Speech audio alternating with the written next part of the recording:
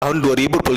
Pembukaan jalan sepanjang 2.800 meter dari program TMMD mampu menghubungkan dua jorong, yakni Jorong Pahambatan dengan Jorong Koto Hilalang di Nagari Balingka. Komandan Satgas TNI Manunggal Pembangunan Desa atau Nagari K133 Kodim 03 Agam Letkol Artileri Medan Bayu Arditya Nugroho dalam paparannya jo eksposnya menjelaskan bahwa program telah dilakukan dengan prap TMMD di 30 Januari 2025, selanjutnya resmi dibuka pada 19 Februari 2025, jadi ditutup pada 20 Maret 2025. Ahmad Iksan melaporkan.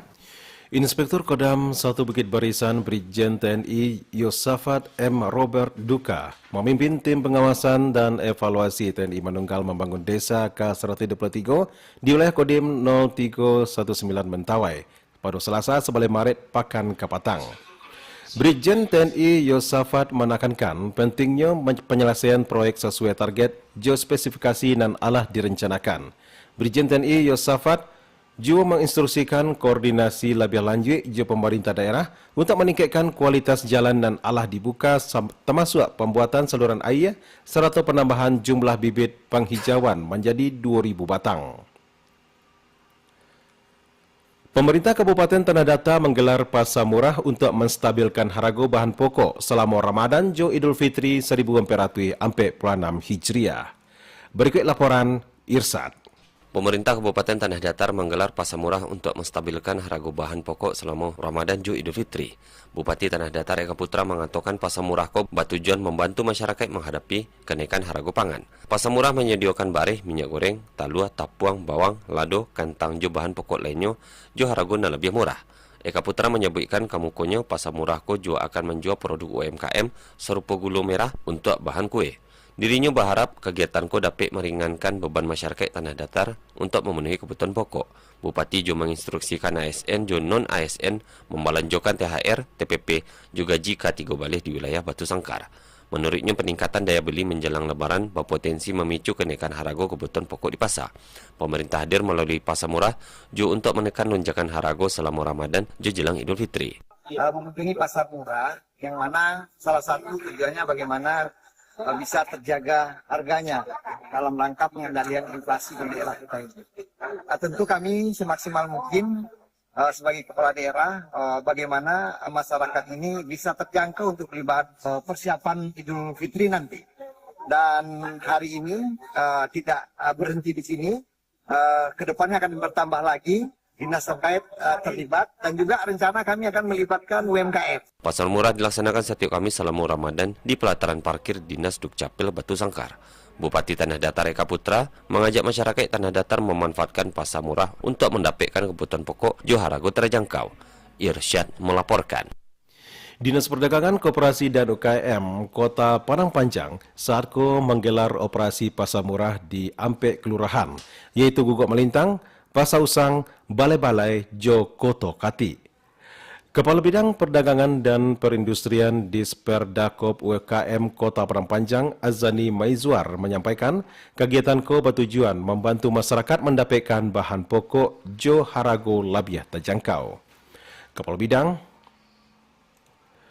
Bidang Perdagangan dan Perindustrian Disperdakop UKM Kota Padang Panjang, Azani Maizwar menambahkan, pasar murah diharapkan bisa membantu meringankan beban masyarakat, terutama di tengah meningkatnya kebutuhan selama Ramadan. Ratusan botol minuman keras atau miras berhasil diamankan dalam operasi cipta kondisi dan rutin digelar Polresta Bukit Tinggi pada malam bulan Ramadan 1446 Hijriah. Berikut laporan Yudi Prama Agustino. Dalam operasi Cipta Kondisi atau Cipkon yang rutin digelar Polresta Bukit Tinggi pada malam bulan Ramadan 1446 Hijriah berhasil diamankan ratusan botol minuman kareh atau miras pada beberapa lokasi dan rawan terjadinya pelanggaran. Kapolresta Bukit Tinggi, Kombes Pol Yesi Kurniati menyampaikan operasi Cipta Kondisi dilakukan untuk antisipasi terjadinya penyakit masyarakat atau pekat selama Ramadan khususnya malam hari. Sasarannya adalah tampil hiburan, lokasi yang biasa digunakan anak muda menggelar trek balap liar, dan titik rawan pelanggaran lainnya. Yesi Kurniati menjelaskan, petugas berhasil meringkus 886 botol miras tanpa izin, jo berbagai merek, 101 unit sepeda motor jo knalpot indak standar. Operasi digelar hingga menjelang waktu sahur, dan ratusan miras nan didapat dari 3 titik seluruhnya disita dek petugas kepolisian. Sebelum pelaksanaan operasi, sambung Yesi Kurniati, Polresta Bukit Tinggi menggelar apel pasukan dan pelaksanaan cipta kondisiko sesuai Jusprin Kapolresta Bukit Tinggi nomor 231 tahun 2025 tanggal 8 Maret. Indah ada perlawanan dari pemilik toko dan mirasnya diamankan selama kegiatan berlangsung situasi dalam keadaan aman dan terkendali. Kami Polresta Bukit Tinggi melakukan beberapa kegiatan ya, operasi rutin atau kegiatan rutin yang ditingkatkan. Salah satunya itu dengan sasaran minuman keras, petasan, dan lain-lain. Hari Sabtu menjelang Minggu kami mengamankan beberapa botol minuman keras yang kami sita dan kami proses lanjut. Kami mengamankan 886 minuman keras tanpa izin, kemudian 1 kendaraan bermotor knalpot brong untuk menciptakan situasi aman kondusif selama bulan Ramadan di Kota Bukit Tinggi. Kami mengamankan minuman keras itu ada di minimarket ya, kemudian ada di warung. Minuman yang kami amankan jenis bir golongan A dan golongan B. Selanjutnya kami akan tetap melakukan kegiatan rutin yang ditingkatkan ini ya. Yesi Kurniati mengimbau kepada seluruh masyarakat di wilayah hukum Polresta Bukit Tinggi agar turut berpartisipasi mengamankan malam Ramadan, deiko waktunya untuk beribadah secara tenang, maka dari itu laporkan setiap potensi pelanggaran ke petugas untuk ditindaklanjuti. Yudi Prama Agustino melaporkan. Wakil Wali Kota Padang Panjang bersama OPD terkait melakukan aksi normalisasi selokan dan drainase di kawasan Pasar Pusat. Berikut laporan Nofri. Wakil Wali Kota Padang Panjang Alex Saputra bersama petugas kebersihan Satpol PP Damkar BPBD Serato PDAM melakukan aksi normalisasi selokan Serato drainase di kawasan Pasar Pusat. Kegiatan bertujuan mengatasi penyumbatan saluran air akibat penumpukan sampah. Selama kegiatan ditemukan banyak sampah plastik, kain-kain bekas, Serato material lainnya dan menyumbat aliran air. Kondisi itu kerap menyebabkan air meluap ke jalan Serato menimbulkan bau dan kurang sedap. Pada kesempatan Alex juga meninjau beberapa titik gorong-gorong dan perlu dinormalisasi, Serato akan dikoordinasikan lebih lanjut jo dinas terkait supaya diperbaiki kemukonya. Sebagai solusi jangka panjang, sabui Alex beberapa langkah akan diambil, diantaranya mengaktifkan kembali selokan dan indak berfungsi. Selain itu, di sekitar Pasar Sayu Lamo akan dibuat jalur drainase baru dan terhubung jo sistem drainase dan alat do. Alex menyampaikan pentingnya menjaga kebersihan selokan Serato drainase jo indak membuang sampah sembarangan. Hari ini kita melakukan normalisasi bandar-bandar yang ada di Kota Padang Panjang. Dalam hal ini kami menemukan di sini akibatnya itu karena banyaknya sampah yang menumpuk. Dalam hal ini kami sudah bersama-sama membersihkan dengan OPD terkait. Jadi kami Bapak Enviarnis dan saya Alex Saputra mengimbau kepada warga dan masyarakat Kota Padang Panjang agar tidak sampah selokan. Karena dengan selokan kita membuang sampah sehingga itu nanti akan menjadi sumber. Alex juga mengutarakan pesan wali kota dan mengajak masyarakat selalu menjaga lingkungan agar tetap bersih, nyaman, serta bebas dari banjir. Nofri melaporkan. Wali Kota Payakumbuh Zulmaita mendorong seluruh masyarakat Kota Payakumbuh memiliki perlindungan dasar kesehatan juga terdaftar dalam program Jaminan Kesehatan Nasional JKN.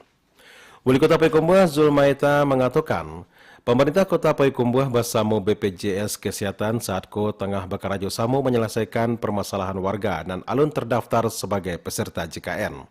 Wali Kota Payakumbuh Zulmaita bersama jajaran pemerintah kota memastikan warga dan indak terdaftar JKN mendapatkan solusi terbaik untuk menjamin kepastian layanan kesehatan untuk warga Payakumbuh dan sekitarnya. Direktur Operasional PT Bank Nagari Zilfa Erizon tegaskan selaku bank milik pemerintah Provinsi Sumatera Barat selalu konsers dan berkomitmen fokus memajukan sektor real UMKM di ranah Minang. Berikut laporan Joni Marbeta. Semangat baru PT Bank Nagari Persero di Sampiang Kiniko ala genap berusia ke-63 bisa meningkatkan produktivitas dan resiliensi perusahaan dan juga kemukunyo diharapkan bisa memberikan kontribusi lebih kadang lain dalam peningkatan pertumbuhan ekonomi di Provinsi Sumatera Barat. Serupa diutarakan Direktur Operasional PT Bank Nagari Persero Zilfa Erizon SMM kepada RRI di Bukit Tinggi. Direktur Operasional PT Bank Nagari Persero Zilfa Erizon tegasan bahwa selaku bank milik pemerintah Provinsi Sumatera Barat selalu concern berkomitmen fokus memajuan sektor real UMKM di Ranah Minang. Disabui Kanzilfa Nanjo pernah menjabat sebagai mantan pemimpin cabang Bank Nagari Bukit Tinggi itu. Apabila Halko bisa ditumbuhan UMKM-nya, pasti tentunya pondasi perekonomian di Sumatera Barat akan semakin kuat tujuan kemukunya. Tentu Bank Nagari akan memberikan kontribusi dalam hal pertumbuhan perekonomian yang ada di Sumatera Barat, terutama kepada UMKM, artinya usaha mikro, kecil dan menengah. Tentu apabila ini bisa kita tumbuhkan UMKM yang Sumatera, tentu pondasi perekonomian di Sumatera akan semakin kuat. Bagaimana masyarakat Sumatera Barat ini bisa terlayani, terjangkau dalam setiap transaksi keuangan dalam hal perbankan. Jadi masyarakat kita tumbuhkan semangat menabungnya ya untuk masa depan, kan seperti itu. Juga masyarakat Ranah Minang bisa tumbuhan literasi keuangan dengan masyarakat dan diupayakan bisa gemar menabung, dan Halko dimaksudkan untuk kelangsungan hidup masa depan. Serupa diketahui kini Bank Nagari Allah berhasil mencetakkan kinerja keuangan nan positif dengan pencapaian total aset 32,96 triliun rupiah, kredit dan juga pembiayaan yang diberikan 25,55 triliun rupiah, dan pihak ketiga DPK dan dihimpun 26,68 triliun rupiah, dan laba berhasil 538,7 miliar rupiah. Dari sisi rasio keuangan utama pun terjaga dalam kondisi sehat dengan capital adequacy ratio KAR 23,3%, non-performing loan NPL 1,85%, serta return on equity ROE mencapai 4,55%. Joni Marbeta mengabar untuk berita Ranah Minang pada siang hari ke. Wali Kota Bukit Tinggi Ramlan Nurmatias mengajak seluruh masyarakat termasuk pegawai aparatur sipil negara ASN Kota Bukit Tinggi untuk segera melaporkan sebelum tanggal jatuh tempo surat pemberitahuan SPT tahunan orang pribadi 2024 sebelum tanggal 31 Maret 2025. Wali Kota Bukit Tinggi Ramlan Nurmatias menilai keikutsertaan masyarakat dan ASN Kota Bukit Tinggi melaporkan SPT tahunan 2024 dan taat membayar pajak berimplikasi pada pembangunan Kota Bukit Tinggi. Sebagai pejabat publik, Wali Kota Bukit Tinggi Ramlan Nurmatias berharap wajib pajak taat terhadap isu pembangunan daerah, optimalisasi potensi ekonomi, serta peningkatan kemandirian fiskal daerah. Memasuki pekan ketiga Ramadan 1446 Hijriah, Dinas Perdagangan Koperasi dan UKM Kota Padang Panjang pastikan stabilitas harga bahan pokok terjaga dengan aman. Berikut laporan Alwan Ahmad Fauzan. Pemerintah Kota Pemko Padang Panjang tarwih memastikan pengendalian harga bahan pokok di tengah masyarakat tarwih dimonitor secara berkala, khususnya di sepanjang masa Ramadan 1446 Hijriah 2025. Kepala Bidang Kabid Pengelolaan Pasar Disperdakop UKM Kota Padang Panjang Verino Romiko kepada RRI mengatakan, pihaknya alah melakukan sejumlah langkah antisipasi guna memastikan harga kebutuhan pokok dapat terjaga dengan aman jauh terkendali, di mana pengendalian harga bahan pokok tarwih dimonitor secara berkala di pasar Kota Padang Panjang sebagai salah satu sentra pasar nan berpengaruh terhadap roda perekonomian masyarakat Serambi Mekah hingga Kiniko. Jadi kita sudah turun ke lapangan bersama dengan Forkopimda Kota Padang Panjang dan pemerintah Kota Padang Panjang untuk melakukan pengecekan stabilitas harga yang ada di pasar pusat Padang Panjang. Alhamdulillah untuk stabilitas harga itu masih berjalan dengan normal dengan tidak ada kenaikan-kenaikan yang signifikan. Berdasarkan informasi harga pangan yang dihimpun, sejumlah harga bahan pokok di Padang Panjang masuk dalam kategori stabil. Antara lain beras kualitas 1 Rp16.600 per kilogram, cabai merah Rp47.166 per kilogram, cabai rawit Rp40.666 per kilogram, daging sapi Rp141.666 per kilogram, dan daging ayam kampung Rp90.000 per ekornya. Kemudian minyak goreng kemasan sederhana dibanderol Rp17.667 per liter, ikan nila Rp34.000 per kilogram, telur ayam ras Rp28.550 per kilogram, bawang merah Rp34.000 per kilogram, bawang putih Rp43.000 per kilogram, dan gas LPG bersubsidi Rp25.000 per tabungnya. Dari Kota Padang Panjang, Alwan Fauzan dari Bukit Tinggi melaporkan untuk Ranah Minang terkini siang Iko. Sekian berita daerah dalam Bahasa Minang untuk siang ko. Berita daerah selanjutnya bisa didengarkan besok pagi pukul 6 waktu Indonesia Barat. Selamat siang.